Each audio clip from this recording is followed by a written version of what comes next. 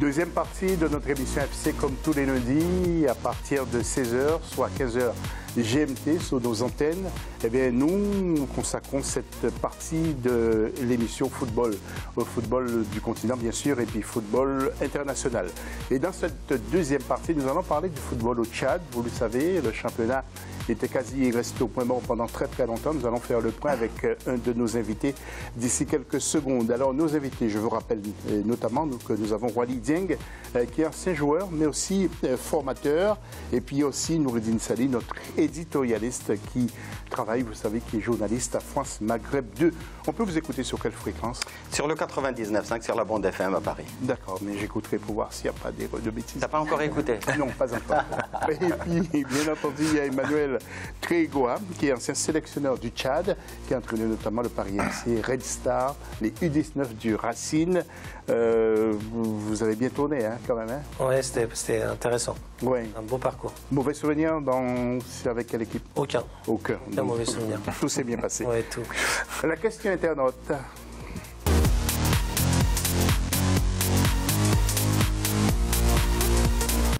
Alors nous vous demandons justement, est-ce que la Fédération camerounaise de football, la FECAFoot, peut être gérée par un ancien joueur ou un joueur qui est toujours en activité? Vous n'hésitez pas, vous allez sur notre Facebook Africa24 TV et puis Twitter Africa24, le hashtag Africa24. Le dossier de l'FC.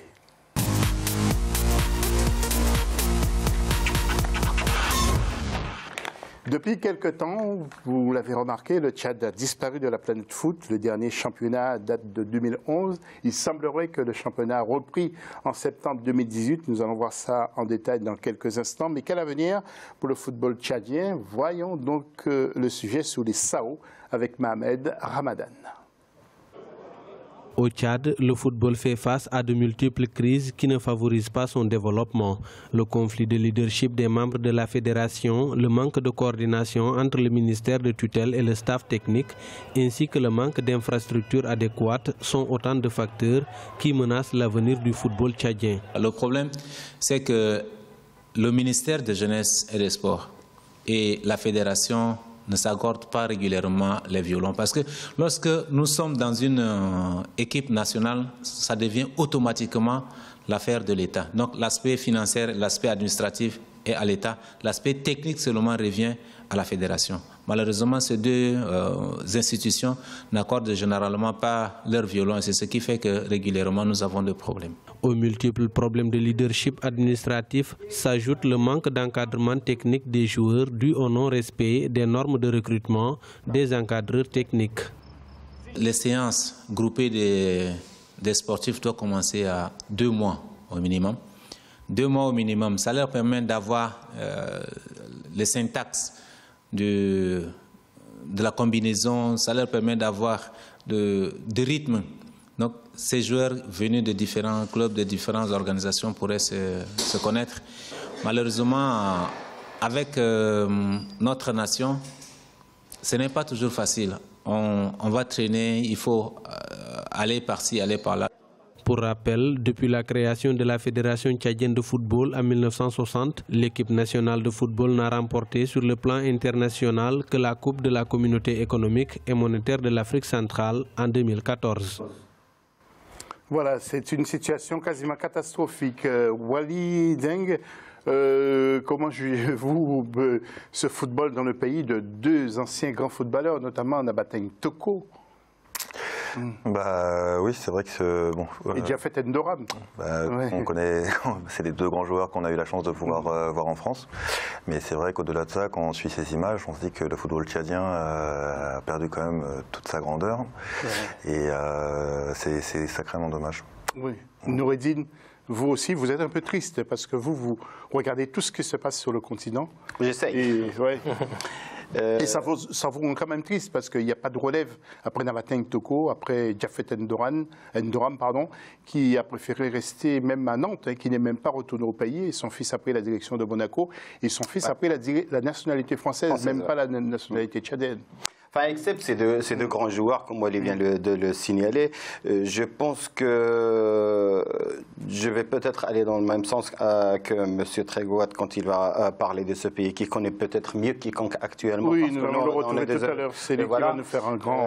Je pense que ce pays-là se bat d'abord de poser une certaine politique sportive. Je pense quant à l'absence des vrais décideurs, des vraies initiatives qui d'abord donnent l'opportunité à des membres de taper dans un ballon dans des conditions adéquates, je pense que tu n'arriveras jamais à t'en sortir. Quand on parle d'une confédération qui date depuis 1960, ça veut dire que tu es dans un continent qui bouille de talent. On ne peut pas dire que le Cameroun, c'est fait pour sortir des grands joueurs et le Tchad ou bien la Somalie, c'est par rapport à des convictions. Je parle d'une politique, je parle est-ce que tu veux d'abord arriver à sortir sachant que le pays a passé par des périodes très difficiles politiquement parlant et notamment sur la stabilité. Je pense qu'après, quand Jaffet est revenu à un certain moment pour essayer de reprendre les rênes de ce pays-là avec son expérience, avec son vécu, et il s'est heurté à des obstacles et c'est pour cela qu'il a jeté l'éponge. Je pense que même des entraîneurs pareils, ils sont partis là-bas d'abord pas pour travailler, pas pour essayer de sortir l'équipe nationale A, mais essayer de ramener un savoir-faire dans la matière. Mais malheureusement, je pense que quand tu heurtes de l'autre côté à un mur, certainement le football n'avancera pas dans un pays pareil. D'accord. Monsieur Togo, vous êtes avec nous justement pour nous en parler quand vous avez passé 2 ans quasiment là-bas, 2014, 18 mois. Ouais. Justement, est-ce que d'après vos dernières infos, parce que j'imagine que vous suivez ce qui se passe, le championnat devrait reprendre au mois de septembre 2018. Qu'est-ce que vous avez comme info? Oui, alors il a repris en septembre, mais pour moi, c'est pas un championnat. C'est-à-dire qu'en fait, ils ont fait des play-offs. C'est-à-dire qu'ils ont regroupé une douzaine d'équipes sur N'Djamena et en faisant 2 groupes, et les vainqueurs se sont rencontrés, et c'est Elect Sport qui va faire le tour préliminaire de la Coupe des champions africains contre Constantine. Mais pour moi, c'est pas un championnat. C'est un play-off. C'est histoire de dire qu'il y a quelque chose de fait aux yeux de la FIFA. Voilà. Le problème du Tchad, c'est on met une belle enveloppe. Et puis derrière, il y a rien. Donc là, on a dit on va faire des playoffs. En 2014, quand j'y suis arrivé, on avait mis en place un championnat, mais donc qui a duré le temps de l'exercice. Mais c'était assez compliqué parce que c'est un pays qui est très grand et il y a beaucoup de kilomètres à faire entre N'Djamena, Béché, Sar, Moundou, tout ça. Donc c'est vrai que les clubs avaient du mal à supporter le coût financier. Le ministère a mis la main à la poche, mais a donné l'argent à la fédération. Et il y a eu un moment où il n'y avait plus d'argent. Oui, alors la FIFA doit se demander quand même, parce que la FIFA injecte de l'argent comme tous les pays, au Tchad aussi, non? Oui, bien sûr, mais alors moi je ne suis pas là pour faire le procès de la FIFA, mais il y aurait beaucoup de choses à revoir sur leur mode de fonctionnement, parce qu'ils mettent des belles choses en place, mais il n'y a pas de contrôle. Ou les personnes qui viennent pour contrôler ne viennent pas pour la bonne raison. Il y a l'exemple des projets Gaulle dont je parle longuement dans le livre.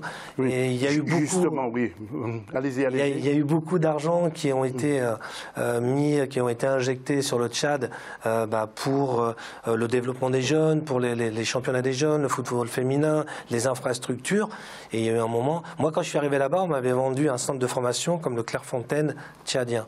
Et il n'y avait pas de terrain de foot. Oui, alors nous allons voir aussi, parce que on vous a rendu hommage dans beaucoup de journaux locaux, où vous êtes originaire, et puis vous avez même écrit, c'est parce que la couleur est verte, on ne peut pas bien voir, je ne sais pas, parce qu'il ne faut pas du vert, il ne faut pas du fond vert, mais en tout cas, on reconnaît quand même. Alors, il y aura des images en off qui vont tourner, on vous a rendu hommage. Vous avez fait beaucoup de choses. Quels sont les bons et les mauvais souvenirs que vous avez gardés? Alors, je vais vous dire franchement, je n'ai que des bons souvenirs parce que les mauvais, je les occulte. Je suis quelqu'un d'optimiste dans la vie. Donc, le principal, mon principal... Ah, c'est la couverture de votre livre, hein, Oui, bien. Là, on en voit mieux. Mon principal fait d'armes, c'est que je suis toujours en contact avec 99% des joueurs, avec 99% des journalistes, journalistes et avec une grande partie des supporters et du public. J'ai un compte Facebook, même s'il avait été piraté, qui fonctionne ardemment avec tous les gens qui sont au Tchad et je suis toujours disponible pour eux parce que je suis tombé amoureux de ce pays. Et alors c'est le hasard que ça a été le Tchad. Hein. J'aurais été à Saomé et Principe ou à Madagascar, peut-être ça aurait été la même chose. Mais je pense que le peuple tchadien est un peuple qui mérite qu'on s'occupe de lui et malheureusement c'est pas le cas. Alors les conflits politiques internes, justement, affectent également le football de tout à l'heure on parlait de M. Endoram, de Jafet Endoram. Il est venu travailler pendant presque un an sans être payé, mais il avait été imposé par le ministère, ce qui fait qu'il y a un moment où la fédération a envoyé des courriers à la FIFA et la FIFA a dit il faut arrêter tout de suite parce que c'est de l'ingérence. Sur quels critères avez-vous été sélectionné? Bon, quand on voit votre passé, je vous ai présenté à l'instant, le Red Star, Paris FC, ce n'est quand même pas rien. Vous avez amené les U19 en... Oui, alors je pense que j'avais une expérience africaine intéressante pour justement un pays africain, parce que ce soit dans les différents les différents clubs où je suis passé sur Paris, j'avais 90% d'Africains. Donc le Red Star, le PFC, c'est beaucoup de joueurs soit d'Afrique noire, soit du Maghreb. Donc j'avais une forte expérience par rapport à ça. Je pense que j'avais des idées un peu novatrices et puis le vice-président avec qui j'étais en contact, on a eu un bon feeling et lui voulait aussi faire partie du projet où un entraîneur allait gagner quelque chose parce qu'ils n'avaient jamais rien gagné. Oui, alors je vais vous passer un sujet qui va peut-être vous toucher, qui va vous rappeler de bons souvenirs et j'aurai une toute dernière question à vous poser tout à l'heure. Alors la dernière grosse manifestation qui s'est déroulée sur le territoire en 2018, c'était le tournoi en faveur de la paix. Regardez ce reportage de notre rédaction. Au Tchad, les autorités nationales, en partenariat avec l'Organisation des jeunes, ont organisé du 20 au 22 janvier 2018 un tournoi de football en faveur de la paix. Objectif, permettre aux jeunes des différentes régions du pays de se brasser pour une intégration nationale effective et une cohabitation pacifique. Les compétitions se sont déroulées à Moundou, dans la région du Logone occidental, au sud du pays. Le sport est agréable, sain.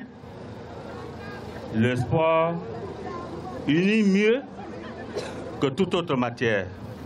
Le sportif, c'est un homme décisif et nous avons besoin des hommes décisifs demain pour notre pays. Le Tchad a besoin des gens qui doivent être prêts pour décider de son sort. L'avenir, c'est la jeunesse. Nous ne pouvons pas nous amuser avec nos jeunes et faisons l'effort de les encadrer davantage. Certains jeunes participants à ce tournoi de la paix et de la cohabitation pacifique sont satisfaits des compétitions et des brassages interculturels recherchés. Ils demandent aux autorités et à la Fédération tchadienne de football de perpétrer cette initiative sportive et culturelle en faveur des jeunes amoureux du ballon rond. C'est vrai, l'objectif de ce match est vraiment atteint. Ça nous a permis de se brasser et connaître mieux les jeunes du Logone oriental. C'est pour la deuxième fois maintenant. On a joué un match aller de leur côté. On a perdu si bien. Le football unit le peuple. Voilà, on est unis, on est soudés. L'objectif de ce match, c'est d'abord le brassage. C'est le brassage qui a réentré d'abord les jeunes de deux Logone est atteint. Voilà, nous sommes une jeunesse lâchée, certes, mais ce match nous a permis de se connaître mieux. En marge des compétitions sportives, plusieurs conférences-débats sur les thèmes en rapport avec la paix et la cohabitation des jeunes au développement socio-économique du Tchad ont été animées par d'éminentes personnalités politiques et de la société civile. Voilà. Monsieur Trégoa, est-ce que vous êtes prêt à retourner en Afrique et notamment au Tchad si on vous appelle? Bon, c'est vrai qu'on nous regarde un peu partout sur le continent. Oui, est-ce que vous êtes prêt à retourner au Tchad ou dans n'importe quelle équipe? Oui, parce que c'est une aventure humaine extraordinaire et qu'en France je ne pourrais pas vivre parce que voilà. Et puis être sélectionneur, c'est vraiment quelque chose d'extraordinaire auquel je n'avais même pas pu penser quand j'étais plus jeune. Donc une fois qu'on l'a fait, c'est vrai qu'on a envie de regoûter parce que c'est moi j'aime donner aux joueurs et une sélection, y a rien de mieux parce que vous avez les meilleurs joueurs du pays, c'est vous aussi qui les trouvez, c'est vous qui les formez. Un joueur comme Casimir Ninga, il jouait pas en sélection. Donc voilà, donc je suis pas un sorcier, mais il y a quand même eu des joueurs qui sont venus en sélection avec moi et qui sont de très très très bons joueurs. Et il y a vraiment de quoi faire. Parce que quand on voit Madagascar, je pense que le Tchad n'a rien à envier à Madagascar, sauf qu'ils sont mieux organisés. C'est juste une question d'organisation. Et en 2 mots, est-ce que vous avez des contacts, par exemple, avec des joueurs tchadiens qui voudraient venir en Europe éventuellement? Oui, mais alors c'est très compliqué parce que soit ils sont avec des agents et moi je ne travaille pas avec les agents. D'accord. Donc ça c'est la première des choses. Et puis après, c'est compliqué d'avoir, de les faire venir avec un visa en France et puis il faut les héberger. C'est une grosse prise de responsabilité. Donc pour l'instant, mais il y a des joueurs qui mériteraient de venir. Tout à fait. En tout cas, merci d'être venu sur notre plateau pour nous en parler. Restez avec nous. Fin de la deuxième partie de cette émission. Tout à l'heure, il sera question de l'Europe et la formation avec Wally Dieng qui ambitionne de réel avenir pour les jeunes sportifs. Il va tout nous raconter. Je peux vous dire que j'ai discuté en off avec lui. C'est très intéressant. Prenez un stylo pour noter certains éléments. Vous allez voir, c'est très très bien. À tout de suite.